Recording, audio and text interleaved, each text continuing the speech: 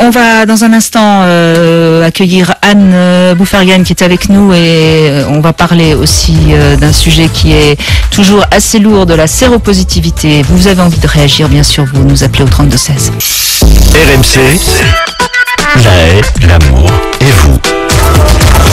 Alors vous le savez peut-être, vous le savez sans doute, le 1er décembre, c'est la journée mondiale de lutte contre le sida depuis déjà je ne sais plus, je crois que ça fait 20-25 ans maintenant.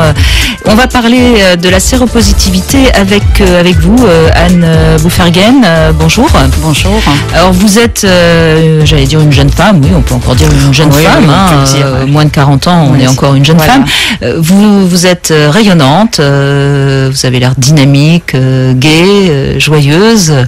Et pourtant, on pourrait comme ça s'apitoyer sur votre sort parce que vous avez vraiment pas eu de bol. On peut bien le dire, puisqu'à l'âge de 15 ans, vous faites l'amour avec un toxico, et vous découvrez donc quelques mois plus tard que vous êtes séropositive. Donc en 88, une époque où on parlait déjà un peu du sida, mais on n'avait pas toutes les connaissances qu'on a aujourd'hui. Oui, en effet, à cette époque, le terme sida est un terme employé, mais un peu comme une rumeur de fin du monde, ça touche forcément les autres. Alors, on en parle sur les toxicomanes, faut être honnête, mais ça n'est pas, il n'y a pas de prévention, on ne sait pas comment il passe, on ne sait pas, on le sait, mais ça ne se sait pas plutôt. Et donc, effectivement, c'est une période où la vigilance et la prévention sont encore très peu présentes, en particulier en région, peut-être dans les grandes villes. Mais vous êtes une provinciale en plus. J'étais une provinciale en plus. Et alors là, je vais vous dire que ça n'était pas très présent, en effet. Mais d'une famille, plutôt bien sous tout rapport, bien comme il faut. Exactement. Donc c'est encore plus compliqué pour vous, au fond, parce que vous avez un peu l'impression d'être tombé à côté, quoi. Oui, c'est vrai que je crois que mes parents avaient toujours mis beaucoup de choses sur mes épaules, ce qui peut-être m'a aidé par la suite. Ils voulaient que j'ai un beau parcours de vie. Et donc j'étais très dynamique, très entreprenante et je faisais beaucoup de choses, j'étais un petit peu précoce. Et effectivement, j'ai ramené quelque chose qui, pour le coup, alourdissait un peu le tableau, même si mes parents l'ont jamais pris comme ça. Je crois que mes parents n'ont jamais eu honte, même si moi j'ai eu honte de ce que je ramenais. Je crois pas que c'était leur propre sentiment.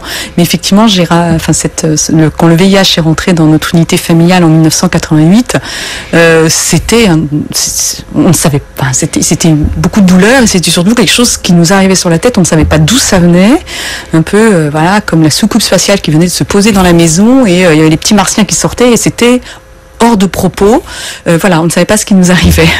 Alors, ce qui est intéressant à comprendre aussi, donc vos parents sont au courant, mais vous ne le dites pas à votre entourage. En 89, vous devenez championne d'escrime et vous passez sous silence votre séropositivité. C'est une époque où, quelque part, c'est pas très simple aujourd'hui, mais il faut bien comprendre qu'en 89, c'était encore plus compliqué. Oui, c'est vrai, parce que déjà, nous-mêmes, nous avons du mal à mettre des mots dessus. En 1988, quand on attrape le VIH, on va mourir. Voilà, c'est une quasi-certitude, bien quasi, puisque je suis la preuve, et il y en a d'autres qui en sont la preuve que ça ne s'est pas passé comme ça. Mais il n'y a aucun traitement, et cette maladie, on en meurt très vite. C'est la seule chose qu'on sait, ça on a compris. Donc c'est quand même difficile de parler d'une maladie aussi étrangère, on va dire, à son quotidien de vie, qui touche une jeune femme, adolescente, et qui va mourir. Donc les mots sont difficiles à sortir, y compris dans ma propre unité familiale. Donc c'est vrai qu'on n'en parle pas. Et donc moi je décide, je crois, de ne pas en parler.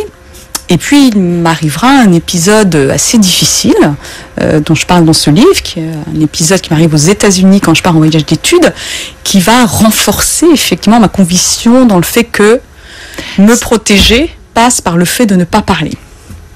Et c'est d'ailleurs pour ça que vous avez appelé ce livre Un mal qui ne se dit pas, aux éditions Robert Laffont. Aujourd'hui, vous écrivez, vous racontez votre parcours. Quelle a été la motivation de ce livre ? En fait, j'ai vécu mes 23 ans maintenant de VIH en le en contrôlant cette maladie et en faisant en sorte qu'elle n'ait pas d'incidence dans ma vie. Et lorsqu'elle a commencé à en avoir une, il y a 18 mois en arrière, c'est-à-dire que je me suis retrouvée très fatiguée et à devoir renoncer à mes fonctions. Oui, parce que je précise que vous êtes une femme, une vraie femme qui a travaillé et qui a eu des enfants. Et voilà, j'avais un poste effectivement, j'étais directrice générale dans un grand groupe de tourisme. Et donc, quand je ne peux plus faire face à ça, je me rends compte qu'il va falloir que j'accepte pour la première fois que je prenne en compte ma pathologie au sens biologique du terme, qu'elle ait une vraie incidence dans ma vie, qu'elle m'affaiblisse. Et donc, j'ai eu besoin de revenir pour moi sur mon parcours, juste pour me le rendre compréhensible. Parce que vous savez, finalement, 23 ans, c'est long, puis ça passe très vite. Et donc, je me dis, là, il va falloir que je réconcilie un peu tout ça. Il n'y a pas de raison qu'aujourd'hui, je puisse pas, moi, admettre pour moi que j'ai cette maladie et qu'elle n'est pas anodine. Et puis, pour les autres, mon témoignage peut-être servir. Alors, est-ce que, c'est un peu l'impression que j'ai eue en vous lisant, que cette suractivité, c'est aussi une fuite? Oui. Alors, je crois que c'est aussi la relation quand même pour ce qui me concerne à la mort. C'est-à-dire, je vis les 10 premières années de ma séropositivité avec l'attente de la mort. Quand même, l'attente, je l'attends pas. D'ailleurs, je vis tellement bien je vis tellement vite que je fais plein de choses. Je m'active parce que je vais mourir jeune. Et puis, cette façon de vivre, quand les trithérapies sont arrivées, donc moi j'ai commencé ma trithérapie en 1998, on sait que progressivement donc, on va reculer. 10 ans après. 10 ans après, oui. On va reculer cette échéance, on le sait, mais moi je ne l'intègre pas dans ma façon de vivre. Je continue à vivre comme si j'allais mourir demain. Oui, c'est tellement inscrit votre façon de vivre, j'imagine. Exactement. Donc, il aurait fallu une thérapie comportementale pour changer. C'est ça. Alors, ce livre est un peu ma thérapie, c'est mon autothérapie. Voilà. Mais elle était nécessaire. Mais alors, ce qui est intéressant, et c'est pour ça que j'ai eu envie de vous inviter, Anne Buffenberg, c'est qu'on a l'impression, malgré votre séropositivité, vous n'avez pas fait du tout l'impasse sur votre vie affective. Non, j'ai toujours vécu avec quelqu'un d'ailleurs. Je crois que c'est un besoin pour moi d'avoir un compagnon. Et je n'en ai pas eu beaucoup, mais je les ai toujours gardés très longtemps. Et celui actuel est donc le papa de mes enfants et j'espère le garder encore très longtemps. Et donc je n'ai fait, ni l'impasse sur le fait de construire un couple, ni sur celui d'avoir des enfants. Et dans votre entourage, vos amis, vous disiez assez rapidement votre séropositivité, ou est-ce que il y a eu une époque où, pareil, vous ne disiez rien? En fait, de toutes les époques, je ne disais rien. Donc, les personnes à qui j'ai pu révéler ma séropositivité, j'ai eu en 23 ans 2 amies à qui j'ai pu le dire, dont une que j'ai très vite perdue de vue quand j'étais très jeune, j'avais 18 ans. Perdue de vue à cause de ça? Ah, pas du tout. Non, pas du tout. Les chemins qui se séparent à un moment donné. Et puis l'autre amie que j'ai eue à qui je l'ai dit, c'était en 2005. Donc c'est passé beaucoup de temps et c'est tout. Je n'en parlais pas et mes connaissances ne savaient absolument pas que j'avais le VIH. Vous en parliez pas, pourquoi? Parce que vous aviez peur de ne pas être bien comprise, vous vouliez pas de pitié, vous aviez peur d'être rejetée, par honte. Quels sont les sentiments qui nous habitent quand on est séropositif? Je crois qu'en ce qui me concerne, j'en parlais pas parce que je n'étais pas capable d'en parler. C'était plutôt une relation à moi et qu'est-ce que je pouvais exprimer autour de cette maladie. J'étais pas mûre pour en parler. Et puis, je n'avais pas besoin d'en parler non plus. C'est-à-dire que... Vous étiez un peu dans un déni, finalement, non? Oui. Alors, moi, je l'appelle le déni positif, c'est-à-dire celui qui fait qu'on sait qu'on est malade, on est pris en charge, on se soigne, on fait tout pour que ça aille mieux, mais on ne s'apitoie pas sur son sort. Mais on ne s'apitoie pas sur son sort. Et quand j'avais parfois envie de le dire, je n'arrivais pas à faire à ce que ce soit quelque chose de cohérent dans ma vie. Vous voyez, c'est encore quelque chose que je n'arrivais pas à expliquer. Oui, d'ailleurs, vous racontez à un moment une anecdote qui est assez drôle quand vous passez un test d'anglais, je crois, où soi-disant vous ne savez pas ce que ça signifie AIDS, alors que vous étiez en plein dedans, si je puis dire. C'est exactement ça. Et c'est là où on voit bien comment le refoulement peut fonctionner. Oui, je m'en amuse, mais effectivement, j'étais en classe préparatoire, HEC, je passe un oral d'anglais. C'est un texte où on parle texte en anglais, on parle de AIDS, et moi, je ne comprends pas ce qu'on dit. Voilà. Et l'examinateur me voit bien que j'ai pas compris, il me dit AIDS, c'est le sida. Et alors là, je me décompose et bien sûr, comme j'explique, j'ai pu tout à fait parler de AIDS avec. J'avais beaucoup de connaissances, mais j'occultais. Mais en même temps, l'organisateur, vous étiez une jeune femme, vous ne connaissiez pas ce mot, ça l'a pas surpris du tout. Absolument pas. Il a dû se dire, celle-là, c'est une jeune fille de bonne famille qui n'a jamais entendu parler de ça, et donc c'est à peu près normal, quoi. Voilà, elle est dans sa campagne. Voilà. Non, ça ne l'a pas surpris que je ne le comprenne pas. Moi, ça m'a un peu surpris quand même, oui. Oui, ça, je me doute bien que le trouble a dû être là, mais vous avez su rebondir, comme on le voit bien d'ailleurs, Anne Bouffern-Guérin. On voit bien que vous savez rebondir, et c'est peut-être ça aussi qui est votre force, c'est votre tempérament. Oui, c'est vrai. Dans les épreuves de la vie, mais ça, je suis pas la seule. Parfois, on a ce ressort, quoi. Il y a beau nous arriver quelque chose, on bascule tout le temps du côté du rebond. J'ai cette chance, je crois. Je vous propose qu'on donne la parole aux auditeurs qui ont aussi des questions à vous poser. Nous avons Marjolaine qui a envie de vous poser une question. Bonjour Marjolaine. Bonjour Brigitte, bonjour Anne. Bonjour. Anne, j'aurais voulu vous poser une question, oui. Donc, quel rapport et quel sentiment, en fait, vous avez gardé avec la personne qui vous a contaminé? Comment vous vivez aujourd'hui? Comment vous l'avez vécu sur le moment et maintenant? En fait, je n'en ai jamais voulu à qui que ce soit, et pas non plus à la personne qui m'a contaminée. D'une part parce que je ne suis pas sûre que cette personne se savait elle-même porteuse du VIH. Encore une fois, ça remonte il y a beaucoup d'années et le dépistage n'était pas quelque chose de fréquent. Moi, quand j'ai appris par la suite que j'avais le VIH, c'était quelqu'un que je ne côtoyais plus. Donc, je n'ai pas non plus cherché effectivement à rétablir un contact avec cette personne qui, d'après ce que j'avais pu observer, devait en être à un stade déjà assez avancé de la maladie. Mais ça, on y réfléchit rétrospectivement. Mais je n'ai jamais nourri un sentiment comme ça de rancœur, et non, je n'en ai pas voulu. Est-ce qu'à un moment donné, vous avez eu un peu de révolte par rapport au destin, par rapport à la vie? Je suppose quand même qu'on peut être un peu en colère à un moment donné, parce que c'est quand même une tuile. Oui, c'est une tuile, mais en fait, oui, ça paraît bizarre, mais c'est un sentiment que j'ai jamais, que je n'ai pas eu, en tous les cas, de me dire, mais pourquoi moi, pourquoi ceci?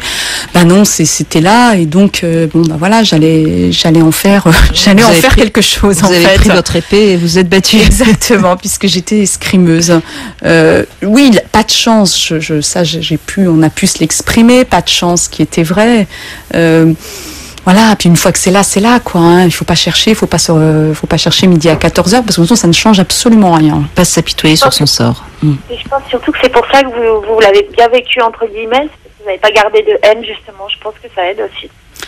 Quand on garde une rancœur, on lui mal, et je pense que c'est pour ça que vous l'avez bien vécu. C'est un poison, hein, la rancœur, de toute façon. Oui, c'est sûr, oui. Je voulais lui demander le sentiment qu'elle avait gardé. Oui. Merci Marjolaine. Merci. D'accord, merci. Au revoir.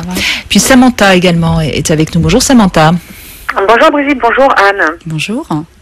Eh bien moi je voulais vous poser une petite question un peu indiscrète. Enfin je veux dire, 15 ans pour attraper le sida, ça voulait dire que, est-ce qu'à l'époque vous aviez des relations sexuelles fréquentes? Est-ce que c'était votre première fois et vous avez eu pas de chance? Est-ce que donc vous étiez une adolescente libérée, libre, qui n'avait pas peut-être ses parents beaucoup sur le dos, je veux dire? Comment était votre vie à cette période-là?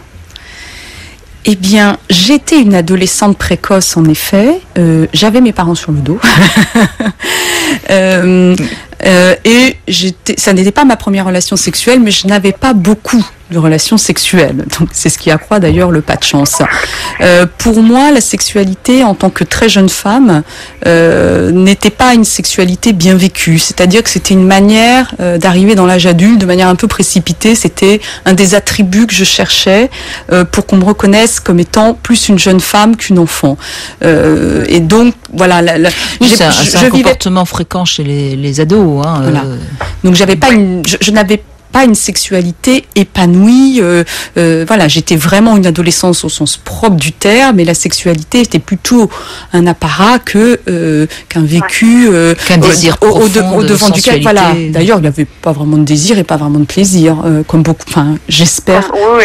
J'espère pas, mais je crois comme beaucoup d'adolescentes. tout à fait. Mais écoutez, merci beaucoup. Je vous en prie. Je vous en prie, Samantha. Il faut rappeler qu'en 88, le message de prévention qu'on entend aujourd'hui, que les parents transmettent bien à leurs ados, il n'était pas si courant que ça. Hein. Je crois que c'est ce qu'il faut bien comprendre. Voilà, hein. il n'était pas. Puis bon, c'est vrai que nous, enfin moi j'ai des parents de la génération post 68.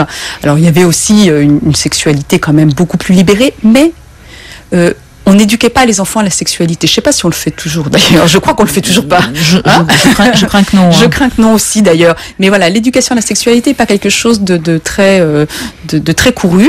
Et effectivement, moi je voyais que la sexualité est quelque chose de très assumé. Chez les adultes et je suis rentrée dedans effectivement un petit peu vite sans l'assumer que totalement d'ailleurs et puis j'ai pas eu de chance. Exactement. Et puis nous avons Annie également qui a une question à vous poser. On va d'ailleurs en parler. Annie, bonjour. Bonjour Brigitte, bonjour Alain. Bonjour. Je voulais vous demander, est-ce que vous n'avez pas eu peur d'avoir des enfants tout en étant malade? Alors c'est une excellente question, surtout que pendant toute la première partie de vie avec le VIH, j'ai pensé ne jamais avoir d'enfants, parce qu'effectivement avoir des enfants était une prise de risque. Et en 2000, le professeur qui me suivait à l'hôpital me fait part du fait que je peux envisager une maternité sans risque pour les enfants. Donc ça fait longtemps maintenant qu'on sait qu'on peut tout en étant séropositif. Donc bien sûr il y a beaucoup de conditions à ça, avoir des traitements efficaces, un contrôle de sa charge virale, se suivre un protocole durant la grossesse qui est un suivi particulier et des accouchements sous surveillance. Et quand on suit tout ça, eh bien les enfants sont séronégatifs. Donc je n'ai envisagé les enfants qu'à partir du moment où le corps médical m'a dit vous pouvez être maman. Je peux vous dire que c'était la plus grande joie que j'ai pu avoir. Alors, ce qui est intéressant dans ce que vous racontez, Anne Boufferghem, parce que moi je l'ai lu, ce livre, hein, Un mal qui ne se dit pas, aux éditions Robert Laffont, c'est qu'avant vous aviez subi une intervention alors thérapeutique de grossesse, hein, vous précisez bien, c'est pas la même chose qu'une IVG, c'est-à-dire que vous étiez enceinte, mais par peur, donc puisque porteuse du virus, vous acceptez d'interrompre cette grossesse, et ensuite vous racontez bien que cet enfant, vous l'avez fait de manière très naturelle. Oui. Ce qui était quelque part, encore une fois, prendre un risque et en même temps une preuve que vous croyez quand même en la vie et en votre chance. Oui, alors c'est vrai que pour avoir des enfants, on nous propose des protocoles qui ne sont pas la procréation médicalement assistée, du moins pas pour les femmes, c'est proposé aux hommes, parce que le contenu du virus dans le sperme est beaucoup plus fort, il faut le trier, le nettoyer. Pour les femmes, il suffit de s'inséminer le sperme de son compagnon, lequel, dès lors qu'il n'est effectivement, c'est neuronégatif. Et j'avais considéré cette pratique comme complètement délirante. Il se trouve qu'elle ne l'est pas, mais je ne le savais pas et que je n'ai même pas osé poser la question. On savait quand même déjà à cette époque-là, enfin on le savait, mais ça ne se disait pas, ça ne se dit d'ailleurs toujours pas, que les personnes qui sont traitées en trithérapie et qui ont un contrôle de leur virus virale, oui, ne transmettent pas. Alors on va dire qu'entre les lignes, j'avais à peu près compris qu'on a pris un risque qui s'avère ne pas en être un, mais je considérais quand même que ça en était un, et bien sûr c'est mon compagnon qui a choisi aussi ce procédé, et puis on a été très performants. C'est-à-dire que ça a marché à chaque fois tout de suite, ce qui est quand même une chance énorme. Voilà, dans ma malchance, j'ai aussi de la chance. Voilà, c'est que voilà, je peux faire des enfants très bien. Anne Boufferghem, avant de vous quitter, j'ai fait voter les auditeurs. Est-ce que vous pourriez vivre avec quelqu'un de séropositif? À votre avis, c'est rentré dans les mœurs ou ça reste encore très, très mal vu? Ça reste encore difficile. Mal vu, je ne sais pas. Difficile, certainement. On vous communiquera les résultats du vote si vous le désirez. Et puis, vous poussez aussi un petit coup de gueule contre la façon dont les médias traitent ce fameux VIH. Qu'est-ce que vous auriez juste envie de dire comme ça? Oui, ce que j'ai envie de dire, c'est aussi quelques chiffres, c'est-à-dire qu'il y a entre 35 et 40 millions de séropositifs dans le monde. Il y a des pays où 40% de la population adulte a le VIH. Comme en Afrique. Oui. Comme en Afrique, dans certains pays d'Afrique, pas dans tous heureusement, et qu'il y a 2 millions de morts par an. Et tout autant et plus même de l'ordre d'un peu moins de 3 millions de contaminés tous les ans. Alors, c'est sûr qu'on peut regarder ce qui se passe en France, c'est très intéressant, je suis concernée, mais je crois que l'enjeu de cette maladie il est mondial. il est mondial parce qu'il dévaste des populations entières, qui généralement d'ailleurs sont associées ensuite à la tuberculose, au paludisme, et que la lutte contre le VIH, et c'est aussi la lutte contre la pauvreté, c'est aussi la lutte pour l'éducation, et que tout ça est un ensemble, et que c'est très important. Et le traiter sous cet angle est aussi important, et c'est vrai qu'on le voit rarement traité sous cet angle. Je dis pas jamais. Bien sûr, mais on sait aussi que ce sont dans les pays où la sexualité est la plus cachée, que la transmission est la plus forte. Exactement. Évidemment. Il n'y a pas forcément de détection, pas forcément de volonté de détection. Il y a un tabou autour de cette maladie, qu'est la maladie du sexe, qui est, comme toutes les maladies du sexe, toujours difficile dans une société. Et puis, bon, c'est une question, c'est pour ça que c'est indissociable de l'éducation et de sortir de la pauvreté. Et pour ça, les femmes, d'ailleurs, sont les plus motrices, comme souvent, dans ces pays-là aussi, parce que ce sont souvent les femmes qui sont contaminées un peu à leur insu. Voilà. Absolument. Vous considérez que vous avez quand même pris un risque en sortant ce livre ? Je ne crois pas. Non. Vous êtes en paix avec vous-même, c'est ça qui compte. Exactement. Je ne crois pas. Je n'avais rien à perdre. Je ne perds rien, je gagne beaucoup même, je crois. Alors, ça me permet de dire que les droits d'auteur sont reversés à l'association Aide, donc quand je dis que je gagne beaucoup, ça n'a rien à voir avec le côté commercial de ce livre, mais c'est les retours que j'ai sur ce livre qui me font aussi beaucoup de bien. Voilà. Et oui, le langage, il en dit des choses. Merci Anne Bouffergan, ça s'appelle Un mal qui ne se dit pas, c'est aux éditions Robert Laffont. On se retrouve dans un instant avec